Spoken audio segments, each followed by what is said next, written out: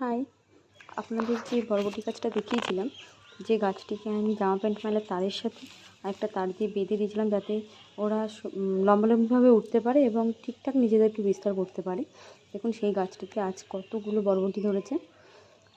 এই গাছটা না খুব বেশি দিনের না, 20 দিনের মধ্যে এরকমভাবে বিস্তার করেছে। আর যেটাকে বিনস গাছ বলছিলাম, ওটাকে দেখতে দেখুন পুরো বরবটির মতোই হয়েছে।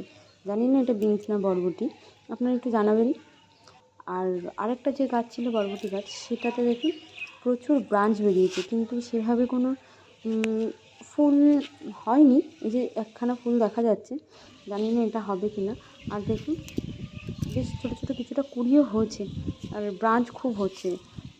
আমি শুনেছি যে গাছে প্রচুর ব্রাঞ্চ হলে নাকি ফুলগুলো ঠিকঠাকভাবে ধরে না, জানি না এটা সঠিক কিনা। আর এটা সেকেন্ড দিনের ভিডিও, দেখুন এটা কতটা বড় হয়েছে। বিনস কীভাবে হয় জানি না, জানলে জানাবেন তো। বাই।